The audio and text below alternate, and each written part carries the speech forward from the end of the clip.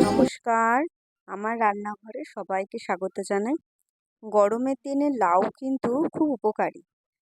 আর সবসময় তো ঝোল বা তরকারি বা ঘন্ট খেতে নাও ভালো লাগতে পারে। আজকে লাউ দিয়ে আর চিংড়ি মাছ দিয়ে একটা খুব সুন্দর রেসিপি তোমাদের সাথে শেয়ার করব। একটু পজ করে দেখে নেবে আমি কি কি নিয়েছি। আমি মুখে বলে দিচ্ছি। কড়াই গরম করতে বসিয়ে দিয়েছি। তার মধ্যে সামান্য তেল দিয়ে ছোট ছোট টুকরো করে কেটে রেখেছি লাউ। এখানে 500 গ্রামের মতন লাউ রয়েছে, যেটাকে নুন হলুদ দিয়ে হালকা করে ভেজে নেব।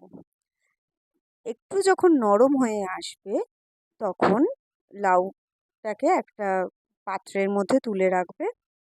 তারপরে ওর মধ্যে দুটো শুকনো লঙ্কা দেবে, কিছুটা কালো জিরে, আর 7-8 কোয়া রসুন, আর একটা মিডিয়াম পেঁয়াজকে আমি কুচি করে রেখেছিলাম, আর তার সাথে 2-3টে কাঁচা লঙ্কা।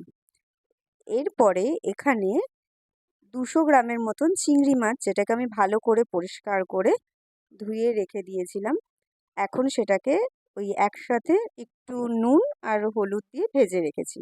ভাজা হয়ে গেলে একটা মিক্সার নিয়ে নেবে। কেউ যদি শিলে মানে পাটাতে, যেটাকে বেটে করে, সেটাতেও করতে পারো। তবে আমি মিক্সারে এটা পুরো পেস্ট করব, লাউটা আর চিংড়ি মাছটা যেটা ভেজে রেখেছি। এরপরে জল কিন্তু একদমই ইউজ করা যাবে না, একটু সময় ধরে ওটাকে ভালোভাবে পেস্ট করে নিতে হবে। পেস্ট খুব মিহি হয়ে যাওয়ার পরে কড়াইয়ের মধ্যে আবার কিছুটা সর্ষের তেল দিয়ে তার মধ্যে ওই পেস্টটা দিয়ে দেবে।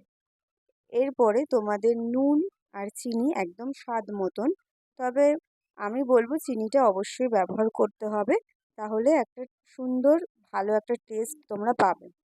এরপরে এই একদম ভাজা ভাজা হয়ে আসবে যখন, তখন গ্যাসটা অফ করে দেবে। যতক্ষণ জল জল থাকবে ততক্ষণ কিন্তু ভাজা করতে হবে। তারপরে দেখো একদম রেডি। গরম ভাতের সাথে পরিবেশন করো। আর রেসিপিটা অবশ্যই বাড়িতে একবার বানিয়ে দেখে আমাকে বলো কেমন।